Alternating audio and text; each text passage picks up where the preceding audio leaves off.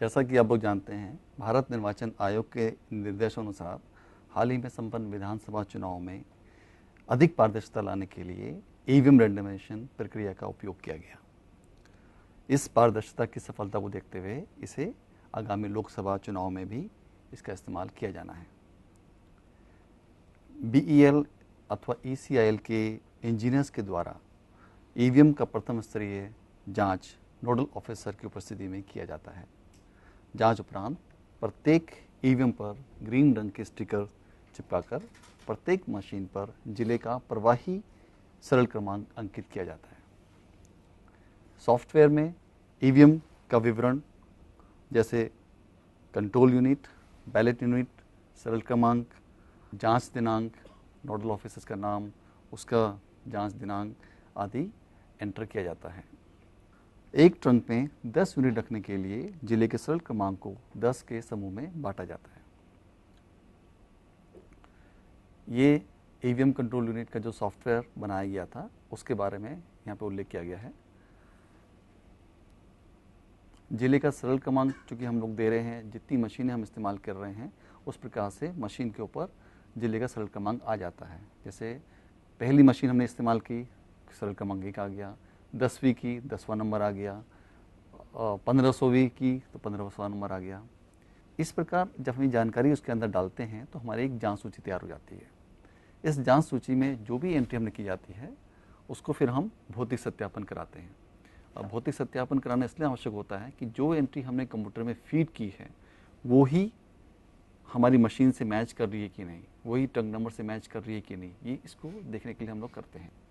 EVM का randomisation किस प्रकार से सरल हुआ, ये हमने इस चीज़ के बारे में बताया है कि हमारे जो सरल क्रमांक थे, प्रवाही सरल क्रमांक 1 से लेके सपोज भोपाल के केस में 1800 मशीन थी, तो हमने इनको ट्रंक नंबर दिया।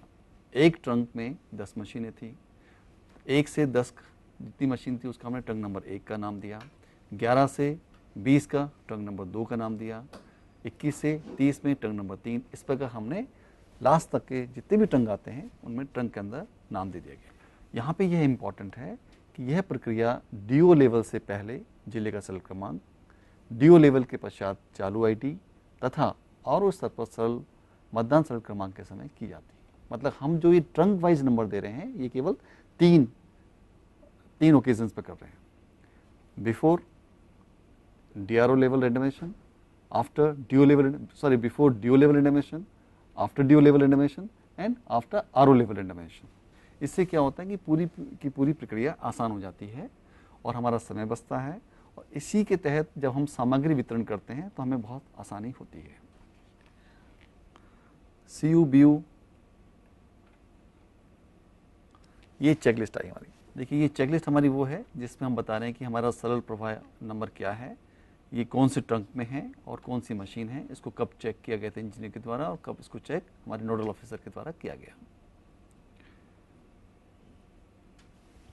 अब हमारी जो मशीनें हैं जिला निर्वाचन अधिकारी स्तर पर जो प्रथम रेंडमाइजेशन होता है उसके लिए तैयार हो गई हैं। तैयार होने के पश्चात जैसे कि डीओ लेवल का कार्यक्रम होता है उसके अनुसार हम एक डेट फिक्स करते हैं। उस डेट के दिन हम अपने सभी राष्ट्रीय मान्यता प्राप्त राजनीतिक दलों के प्रतिनिधियों को बुलाते हैं और उनकी उपस्थिति में हम ईवीएम का रेंडमाइजेशन करते हैं। ये प्रथम स्तरीय रेंडमाइजेशन होता है। ये सॉफ्टवेयर का एक पार्ट है जिसमें बताया गया है कि किस प्रकार से हमें एंटर करना है, तो ऑटोमेटिक नई शीट हमारे सामने आ जाती है। ईवीएम का विधानसभा बार समूह इस रीति से तैयार किया जाता है कि उसकी चालू पहचान तय की जा सके, जैसे कि 150/CU/001 से 204। यहाँ पे 150 का जो आशय है वो एसी से है, विधानसभा से है। सीयू मतलब सीयू मशीन जो हमने इस्तेमाल की उसका है, और 001 से लेकर 204 मतलब ये जो नया आईडी नंबर हमने उनको दिया था जो 1 से प्रारंभ होता है और 204 तक चलता है। इसी प्रकार की प्रक्रिया हम बीयू के लिए करते हैं। सॉफ्टवेयर की सहायता से प्रत्येक विधानसभा के समस्त मतदान केंद्रों के लिए मैं 10% आरक्षित और 20 प्रति विधानसभा प्रशिक्षण हेतु सूचियां तैयार की जाती हैं, तो जिसकी प्रतियां हम लोग राष्ट्रीय मान्यता प्राप्त राजनीतिक दलों के प्रतिनिधियों को भी देते हैं। देखिए ये एक लिस्ट निकली, रेंडमाइज हमने किया तो लिस्ट ऑफ ईवीएम जो हमारी ईवीएम की लिस्ट थी जिसमें विद इन असेंबली हमने सारी कार्रवाई की। इसका क्या आउटकम आया, ये विधानसभा है, ये इसकी कंट्रोल यूनिट आई, ये इसका डिस्ट्रिक्ट सीरियल नंबर जो पहले 1 से शुरू होता था, जब रेंडमाइज किया तो वो ये मशीन को उसने 400 एक जो मशीन थी उसका ये नंबर आ गया। इसी प्रकार बैलेट यूनिट का था, बैलेट यूनिट के नंबर कैसे स्कैटर हो गए, डिस्ट्रिक्ट सीरियल नंबर का ये शो करता है कि रेंडमाइज करने के बाद कौन कहाँ पे मशीन चली गई है। हमने जब ये पूरी प्रक्रिया की तो उसको फिर हमने एक नया नंबर दिया जिसको हमने यहाँ पे मेंशन किया 149 CU/1, मतलब ये हमने नया ID नंबर अब दे दिया उसको। 149 CU 2 नंबर दिया, 3 नंबर। इसी प्रकार हम जो है 149 BU नंबर देते हैं, ये CU के स्थान पर हमने BU नंबर दिया, 1 नंबर, 2 नंबर, 3 नंबर, ऐसे आगे बढ़ता जाता है। ये प्रक्रिया इसलिए बहुत ज़रूरी है बताना कि बहुत से कलेक्टर्स ने डिप्टी इलेक्शन कमिश्नर को फ़ोन किया था कि साहब ये रेंडमाइज प्रक्रिया में 3 दिन लग जाता है, किसी को 2 दिन लग गया, किसी को पूरा 20-22 घंटे लग गए। यहाँ पे जो रेंडमाइज रिपोर्ट आई ट्रंक वाइज, यहाँ पे उसका उल्लेख किया गया है। हमने कंप्यूटर की सहायता से जो हमारा डिस्ट्रिक्ट सीरियल नंबर था उसको निकाला। हमने बताया कि पहले एक ट्रंक नंबर में जो रेंडमाइज करने के बाद में वो 150 विधानसभा के इस ID नंबर पर मशीन भेजनी है। 2 नंबर की मशीन 151 AC में जाना है, उसका BU नंबर ये है। ये वाली मशीन अब हमारे को 151 के इस सीरियल नंबर पर जानी है। इसको हमने और आसानी से दिखाया है आगे वाले उसमें। उपलब्ध जांच की गई सूचियों का उपयोग करते समय एक ही बार में CU/BU यूनिट का विधानसभावार प्रथम मैदान पर जमाना होता है। EVM को वर्तमान प्रवाही पहचान क्रमांक अनुसार विधानसभा अंतर्गत 10-10 मशीनों के सेट बनाकर पुनः ट्रंकवार उसमें रखा जाता है। ये देखिए, ये हमारा मेन थीम है जिसको हमने किया है। EVM रेंडमाइज करने से पहले हमने ट्रंक बार यहाँ पे जमाया, ट्रंक नंबर 1 से लेकर 10 नंबर किए, 11 से 20, जितने भी हमारे पास मशीनें जो ठीक हालत में थी जिसको हमें रेंडमाइजेशन को यूज़ करना था, उन सब का हमने यहाँ पे ट्रंक वाइज जमा लिया। उसका सीरियल नंबर दे दिया, ट्रंक 1 2 3 4 5 6 7 8 9 10। फिर जब हमने रेंडमाइज किया तो हमने एक शीट दी आपको कि ट्रंक नंबर 1 की मशीन किस विधानसभा में जाएगी। आपने उस विधानसभा में रख दिया और उस ID नंबर में रख दिया। ID नंबर मतलब एक जनरली पहचान के लिए होता है कि एक ट्रंक नंबर में ये व्यक्ति आया, हो सकता है इस ट्रंक वाले व्यक्ति को 149 में भी रखना है, 150 में भी रखना है, 151 में भी रखना है। तो उसी प्रकार से जो सीरियल नंबर रहता है 1 से लेकर सपोज 100 तक हमारे पास यहाँ पे नंबरिंग रहेंगे, क्योंकि हमने 1 से 10 को 1 ट्रंक दे दिया, 11 से 20 को 2 ट्रंक नंबर दे दिया। तो वो व्यक्ति उस मशीन को संबंधित AC में और संबंधित नए ID नंबर में भेज देता है। ये प्रक्रिया करने में जनरली आधा घंटा लग जाता है कि एक व्यक्ति जाएगा, रखेगा यहाँ पे, फिर एक व्यक्ति आएगा यहाँ पे रखेगा। जब वो रखता है, जैसे कि हमने कुछ नियम इसके बनाए थे कि एक व्यक्ति को एक ट्रंक का प्रभारी बना दिया जाए, एक सुपरवाइजर रखा जाए तो 10 ट्रंक का प्रभार रहेगा। उसी प्रकार जब ये काम यहाँ का ख़त्म हो जाता है फिर वो यहाँ पे टेक ओवर कर लेते हैं। फिर एक RO या ARO को हम पूरी विधानसभा का इंचार्ज बना देते हैं, तो वो पूरी की पूरी विधानसभा का अपना देखता है। जब ये सारी प्रक्रिया चल रही होती है तो हम इसको फिर सेट में रख देते हैं। अब हमारे पास चूँकि हमको ये पता है कि इस ट्रंक नंबर में कौन कौन सी मशीनें हैं, हमारे कंप्यूटर से हम लोग शीट निकाल देते हैं। शीट निकालने के बाद फिर हम उसमें ये बता देते हैं कि इस ट्रंक में ये मशीनें हैं। इस प्रकार हमने DO लेवल का रेनोवेशन कंप्लीट किया।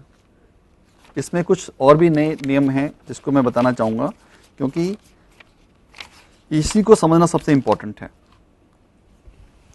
CU की जो प्रविष्टि है, जैसे कि मैंने बताया, आप जब मशीनें रखते हैं तो बाएं से दाएं तरफ की तरफ रखें, लेफ्ट टू राइट। जैसे मशीन नंबर 1 आपने ट्रंक के इस पार्ट में रखा, फिर आगे से उसको सीरियल नंबर दिया 1 2 3 4 5 6 7 8 9 10 मशीन हमारी ट्रंक नंबर 1 में आ गई। इसी प्रकार जब यहाँ रखेंगे तो भी हम लेफ्ट टू राइट रखेंगे। इसी प्रकार BU के लिए प्रक्रिया अपनाई जाती है। जैसे प्रक्रिया हमने CU के लिए की है, कंट्रोल यूनिट के लिए की है, उसी प्रकार की प्रक्रिया हम बैलेट यूनिट के लिए करते हैं। जिस समय ये फर्स्ट लेवल रेंडमेशन प्रोसेस चलता है उस समय हमको ये नहीं पता चलता कि क्या किसी विधानसभा में दूसरा बैलेट यूनिट भी इस्तेमाल होना है। ये हमें पता चलता है जब हमारा अंतिम उम्मीदवार फाइनल हो जाता है। यदि हमें पता लगता है कि किसी विधानसभा में 16 से ज़्यादा उम्मीदवार हैं तो हमें फिर एक और BU का इस्तेमाल करना पड़ेगा, प्रोवाइडेड टोटल उम्मीदवार जो है 32 से कम होने चाहिए। तो जब हम दूसरा BU का इस्तेमाल करते हैं तो उसका भी अलग से हम रेंडमाइजेशन प्रोसेस करते हैं, जो कि प्राय लिस्ट ऑफ फाइनल कैंडिडेचर के बाद ही होता है। हमारे सॉफ्टवेयर में ऐसा प्रोविज़न होता है कि हम उसको फर्स्ट टाइम पे जब हमने रेंडमाइज किया था उसमें सेकंड यूनिट में हम उसको पेस्ट कर देते हैं, तो वो एक साथ चल जाता है। जिला निर्वाचन स्तर के पश्चात CU BU को पुनः ट्रंक में व्यवस्थित रखना, जैसा कि मैंने बताया था, हमने व्यवस्थित कर दिया। प्रत्येक ट्रंक में हमने एक नंबर दे दिया, नंबर के साथ सीरियल नंबर दे दिया, और जो हमने CU के लिए कार्रवाई की उसी प्रकार हमने BU के लिए कार्रवाई की। ये प्रक्रिया थी, जैसे कि मैंने बताया कि 2 ट्रंक नंबर का हमने उदाहरण दिया है, किस प्रकार यहाँ पे मशीनें रखी हुई थी जो अब की स्थिति में कैसी कैसी हो गई है। जैसे ये ट्रंक नंबर 2 है, इसमें ये सीरियल नंबर चूँकि चेंज होता जा रहा है सीरियल नंबर, ये इसका CU नंबर है, ये उसका अब AC वाइज कहाँ कहाँ पे पहुँच रही है। इसका जो हमने सीरियल नंबर दिया था कि 149 के ट्रंक नंबर 2 में ये मशीन रखी हुई है, ये 11-12 से लेके 20 तक, और ये सब सर्टिफाइड है, मतलब ये मतदान के दिन के लिए कार्य करने में पूर्ण रूप से तैयार है। जब यह सारी प्रक्रिया कर ली जाती है तो उसको DO स्तर पर हम प्रथम रेंडमाइजेशन के पश्चात विधानसभावार BU CU को 10-10 के सेट पर ट्रंकवार रखकर स्ट्रॉन्ग रूम में पहुंचाते हैं और वहां पर RO की सुपुर्दगी में देते हैं। इसके पश्चात ऑब्जर्वर, यदि उस समय तो ऑब्जर्वर पहुंच चुके हैं तो वो, अदरवाइज DO, RO, SP और मान्यता प्राप्त राजनीतिक दलों के प्रतिनिधियों की उपस्थिति में स्ट्रॉन्ग रूम में रखकर उसको सील कर देते हैं। जब हमने ये प्रक्रिया कर ली, इसके पश्चात हम फिर EVM की तैयारी करते हैं। नाम निर्देशन प्रक्रिया के पश्चात में तथा अभ्यर्थियों की अंतिम सूची घोषित होने के उपरांत EVM को मतदान दिवस के लिए तैयार किया जाता है। विशेषकर CU में नई बैटरी लगाई जाती है और BU में अभ्यर्थियों के नाम और चुनाव चिन्ह वाली सूची चिपकाई जाती है। यह प्रक्रिया इंजीनियर्स या प्रशिक्षित तकनीकी कर्मचारियों की उपस्थिति में की जानी चाहिए और उनके द्वारा की जानी चाहिए। और जब ये प्रक्रिया हम कर रहे होते हैं तो वहाँ पे अभ्यर्थी या उनके निर्वाचन अभिकर्ता तथा आयोग द्वारा नियुक्त केंद्रीय प्रेक्षक उपस्थित रहते हैं। अब हम चल रहे हैं द्वितीय स्तर पर रेंडमाइजेशन, इसको RO लेवल का रेंडमाइजेशन भी बोला जाता है। सॉफ्टवेयर की सहायता से हमें CU BU को विधानसभा के अंतर्गत मतदान केंद्र क्रमांक आवंटित करना है। यह प्रक्रिया भी अभ्यर्थियों और निर्वाचन अभिकर्ता के और प्रेक्षक की उपस्थिति में की जाती है। ये जब हमने रेंडमाइज किया उसको, ये पार्ट ऑफ सॉफ्टवेयर हमने उसको जो ऑपरेट किया, तो हमारे पास जो सूची आई वो इस प्रकार से आई कि 149 विधानसभा में ये असेंबली नंबर था हमारा पहला, ये उसमें CU थी, ये उसका करंट ID नंबर था, लेकिन रेंडमाइज करने के पश्चात अब ये मशीन 97 पोलिंग बूथ नंबर पर चली गई, ये मतदान केंद्र का नाम है। ये 191 में चली गई, ये मशीन जो है 108 में चली गई। इस प्रकार ये पूरा शो करता है कि किस प्रकार से मशीनें कहाँ कहाँ चली गई हैं। ये प्रकार जैसे हमने वो CU के लिए कार्रवाई की थी, उसी प्रकार हमने ये BU के लिए कार्रवाई की। ये BU आ गया, ये उसका करंट ID नंबर आ गया और ये किस मतदान केंद्र में जा रही है। ये कंबाइंड सूची रहती है। इसमें हमने इसमें शो किया है कि ये एक ऐसी विधानसभा हमने शो की है जहाँ पर सेकंड बैलेट यूनिट इस्तेमाल की गई थी, क्योंकि वहाँ पर 16 से ज़्यादा उम्मीदवार हो गए थे। तो ये बैलेट नंबर 2 इसमें आ रहा है। जब हमने इसका रेंडमाइज किया था तो यहाँ पे की सूची पेस्ट कर दी थी, तो यहाँ पे B1 के बाद BU2 आ गया। तो इस प्रकार जब हमने RO लेवल रेंडमाइज किया तो हमारी स्थिति थी कि 152 विधानसभा में ये CU नंबर है, ये BU नंबर 1 है, BU नंबर 2 ये है और ये इस मतदान केंद्र में जा रहा है। ये हमने इसका सीरियल नंबर दे रखा है। अब हमने इसको फिर ग्रुपिंग किया 10-10 के सेट में। उक्त सूची को ट्रंक क्रमांक 1 जिसमें 1 से 10 और ट्रंक नंबर 2 जिसमें 11 से 20 प्रिंट कर प्रत्येक ट्रंक पर शीट चिपका दी। प्रत्येक ट्रंक में 10 मशीन की शीट प्रिंट कर चिपकाने से सामग्री वितरण में आसानी होती है। ये देखिए हमने किस प्रकार किया। ये हमारा ओल्ड ट्रंक नंबर था, अब ये हमारा न्यू ट्रंक नंबर हो गया। अब विधानसभा, क्योंकि अब हम रेंडमाइज कैसे कर रहे हैं, विधानसभा के लिए जो हमने मशीन रखी थी, विधानसभा के लिए total number of polling booths plus auxiliary booths plus 10% reserve, ये 3 ही संख्या थी उसमें। अब जब हमने उसको रेंडमाइज किया तो इस ट्रंक की मशीनें, ये मशीन थी जिसका सीयू नंबर था, ये एसी आ गया, अब ये करंट इसका आईडी ये था, अब ये इस नंबर पर जा रही है और ये नंबर जो है इस ट्रंक नंबर में जाएगा। जैसे कि मैंने बताया 10-10 का ग्रुप बनाया था, तो 200 से 210 तक ट्रंक नंबर 21 में जाएगा। 135वां ट्रंक नंबर 14 में इसलिए जाएगा क्योंकि 135 का ग्रुप जो है 14 नंबर ट्रंक में था, इसलिए इसमें चला गया। तो ये जो हम प्रक्रिया करते हैं, इससे कुछ समय के अंदर, जैसे एक व्यक्ति एक ट्रंक का इंचार्ज था, वो फटाफट उसको पता है कि किस ट्रंक नंबर में जाना है, किस ट्रंक नंबर में हमें मशीन को रखना है, फटाफट रख देगा। तो आपको किसी माइक की जरूरत नहीं है, आपको किसी माइक की जरूरत नहीं, किसी हेल्प की जरूरत नहीं है, केवल उस सही व्यक्ति को सही शीट अपन को पकड़ानी है कि इस शीट में ये जानकारी थी पहले की, आप इसमें जाएगी। तो जब आपने ये चीज़ कर लिया, अब आपका काम आसान हो गया। हम लोगों ने भोपाल में क्या किया था कि एक ही स्ट्रॉन्ग रूम में हमारी 7 विधानसभा की मशीन रखी थी, तो हमने 2 एक्सट्रीम पैरेलल पे जो मशीन रखी थी, एक साथ वहां पे अलग अलग लोगों को रख दिया था, तो वो अपने अपना काम एक साथ कर रहे थे।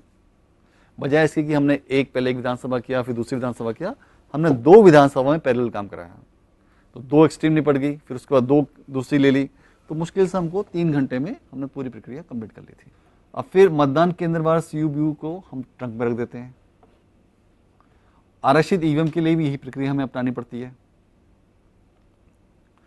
सीयू की 10-10 समूह की जो सूची हम तैयार करते हैं, उससे सामग्री वितरण में आसानी होती है। अब हमको पता है कि हमारा ट्रंक नंबर 1 कौन सा है, हमको ये पता है कि उसमें कौन सी सीयू रखी है, हमको ये पता है कि उसका पोलिंग स्टेशन सीरियल नंबर क्या है, क्योंकि वो हम 1 से लेके लास्ट तक यूज करते रहते हैं। और हमको ये पता है कि इसमें पोलिंग स्टेशन 1, 2, 3 कौन सा है, और पोलिंग स्टेशन का नंबर पता नहीं। आपको याद रखना है कि जब हम इस पोलिंग स्टेशन की बात कर रहे हैं, तो कई बार ऑक्सिलरी बूथ्स भी आते हैं, जैसे कि 3 का आ सकता है, तो यहाँ पे 3 का आएगा, फिर 4 के स्थान पर, बट ये सीरियल नंबर सेम ही रहेगा, ये आगे बढ़ता रहेगा क्यूमुलेटिव वे में। क्योंकि आपको जब सामग्री डिस्ट्रीब्यूशन करनी होगी, तो आप शुरू की 10 मशीन जो एक बॉक्स में रखी होंगी, उन्हीं को डिस्ट्रीब्यूट करेंगे।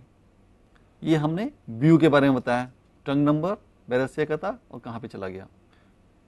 सॉफ्टवेयर जो ईवीएम रेंडमाइजेशन का पार्ट था, ये हमारा यहीं पे समाप्त होता है, क्योंकि हमको ये बताना है कि किस प्रकार से रेंडमाइज प्रक्रिया जो सॉफ्टवेयर में की गई थी और उसको प्रैक्टिकली जब हमने शेप दिया, तो कितना कम समय में हमने काम किया।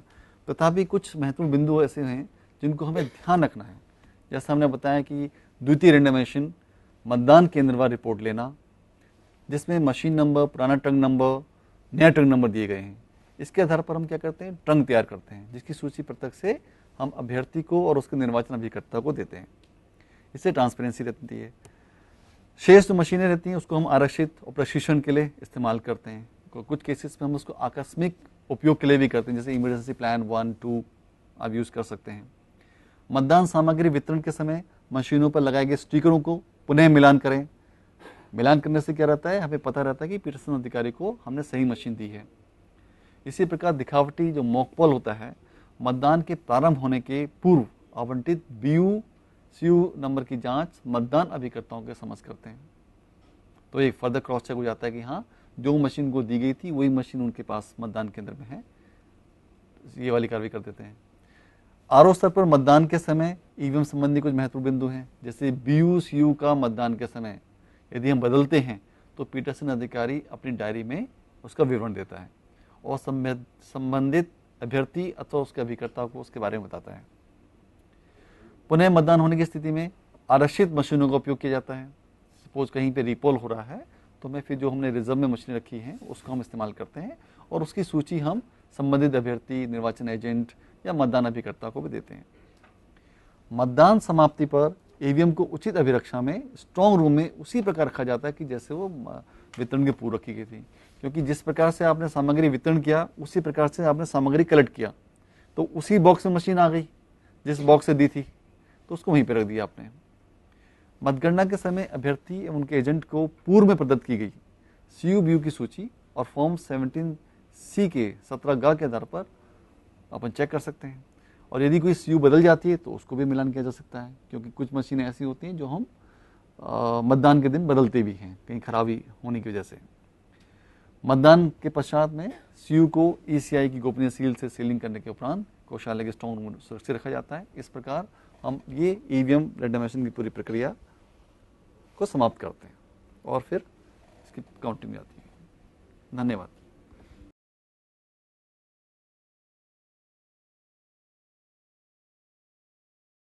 See, I think there are 2 points which you should keep in your mind.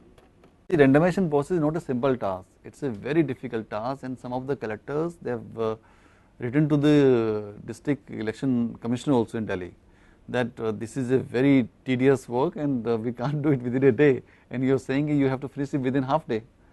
So, but these steps which we have taken, I think, that ensure that the process becomes so easy, and you can do it within 4 or 5 hours.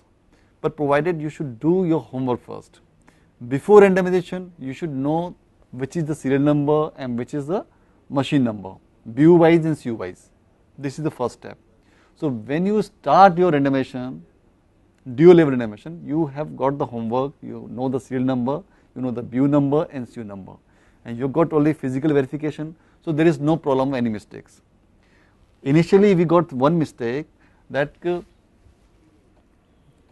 physical verification was not done properly. We found some of the machine number which came out after computer feedback, they were not supported with the actual machine number, because there were some handwritten mistakes. It should have been written like 3, but it was read like a 5, read like 8. So these mistakes came out. So once whatever data entry you have made inside the computer, you should physically verify with the machine number. Backside, the sticker is there, you should match with that. So once if you confirm that this is the right number, then you won't have any problem at the time of randomization. And the second point is that when you are randomizing it, I told you, this concept, as we did in the field work, is very important, this one. Trunk number, the concept of trunk number and the serial number.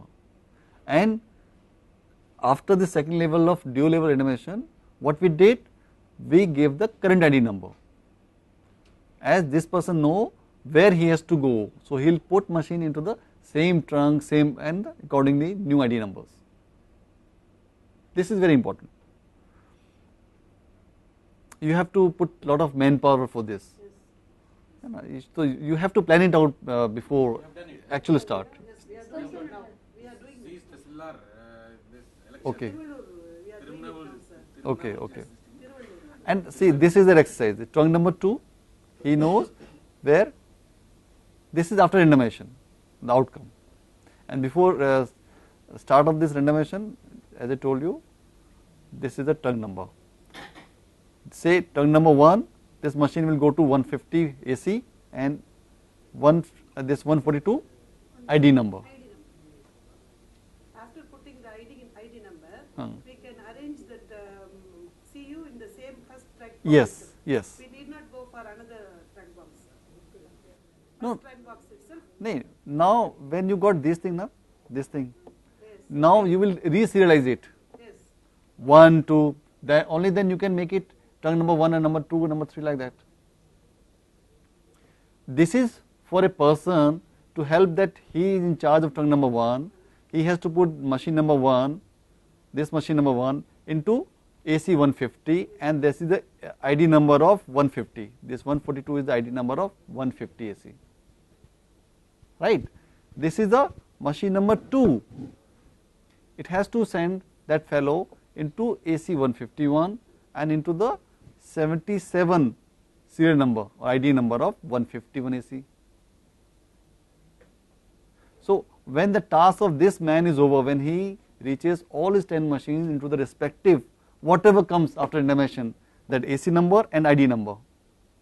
So after say half an hour, you will see everybody has arranged the things as per the trunk numbers given assigned to them, right. And then later on you can make the list. Say we follow this homework like this, which has to go to which place, and then whatever the outcome is like that. See, trunk number 2 now having these CU numbers, this is the previous serial number, which has scattered now this one, and this is the AC number, and now this is the current ID number of, because everybody has arranged. See, one person knows he has to put only 2 machines in 149. Second term number fellow, he has to put only 3 machines. So he'll put according to assigned ID numbers. So at one stage of time you will see 10 machines are kept in a row as per the ID numbers. So you put them in a trunk. 1 to 10 into trunk number 1, 11 to 20 trunk number 2, 21 to 30 trunk number 3. So it makes a process very easy. And similar exercise you have to do at the time of RO level animation. That you have to put, it's more simple, because at the first level you have got so many machines, you are talking about the entire district. At the second level animation you are talking only of the assembly level, because you have got the machine as per your polling booths. Say suppose you are having 190 polling booths, 10 auxiliary booths, there must be some polling booths where you are putting some auxiliary booths. So you count 10 more, so it is 200, 10% reserve, it is 220 now. So randomizing. We are doing this presuming that only 16 candidates will be contesting in the ensuing election. Yeah. What about in the cases if there are more than 16 numbers, then the number of BU will be increased, CU will be the same. Yes. Same, but BU will be. Yeah.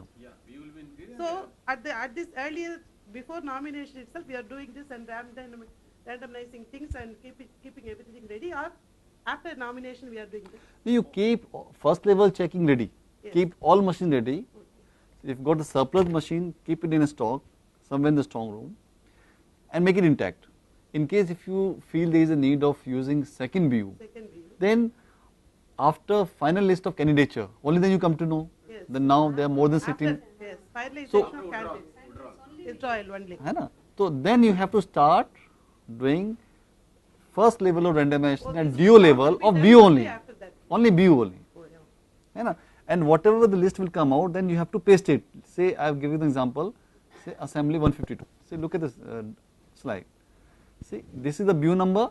And now whatever randomize you have done about the BU, you have to paste this like this. So now they are becoming pair. BU number 1, BU number 2. Yes. So once you do it, then it is a pair.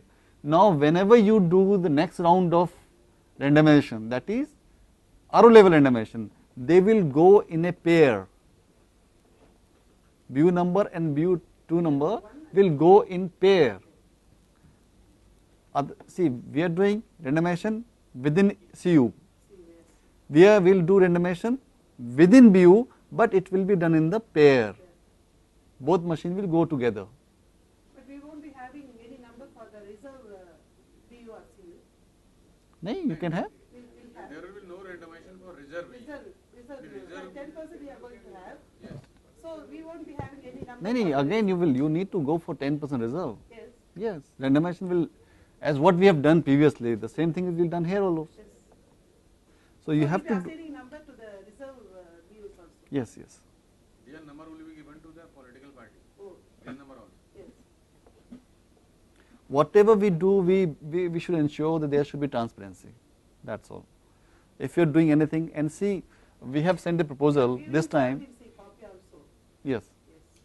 See, we have given this proposal. Generally, we make 10% as a reserve, but we find a lot of difficulties into that, because sometimes we feel it's all exhausted. So we have requested them that this reserve number should increase up to 20%. So it becomes easy for you. You can give it to your zonal officers, so that there can be better accessibility in case if some machine goes wrong. So as what we have done in case of Bhopal, we put we made one zonal officer for 10 polling booths, and we tried to give them one machine as a reserve. So one machine we tried to give them wherever it was possible. We tried that. In the vehicle itself they can have that. They can carry. They can carry. So this is what all about the EVM randomization. So if you follow it, as I told you about the second level randomization, see, this is second level randomization.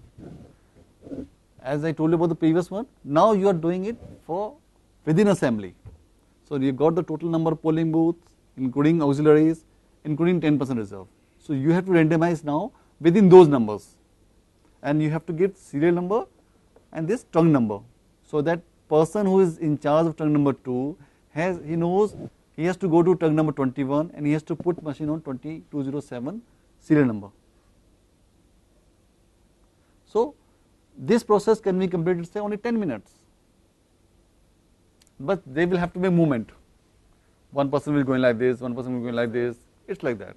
But we need a big ground layer for that, because we are keeping our boxes one over the other, as it is in a big room like this. At about 500 boxes we have kept one over the other. So it will not be possible to take the one CU from the box underneath. You have to keep them separate. Yes, separate. You have to keep them separate. Whether you can do it within a hall or you can take them out in a bed. Boxes separately. Yeah, but it should be kept in a pair. Say one this CU and BU nearby, so that it is easy for you. And since every time whenever you give this new trunk number, you are pasting on that, so that paste is reflecting that this is trunk number 2 and it consists of this number of machines. So it's easy for you. So you can complete it within 10 minutes for an assembly. The 10 minutes itself, I don't Nice. know how to manage. The point is that you have to give good training session for all the employees who are working or as a head of that trunk. You have to give them proper training. Say this is what you have to do. You are in charge of these 10 machines of this number, and now you are going to trunk number, say Have one this one and this. mic like that, and then we can read that number, Yeah. so that he can move. You can move. So I think if we follow this, then we can make EVM randomization a bit easy and more effective and time saving. Thank you very much.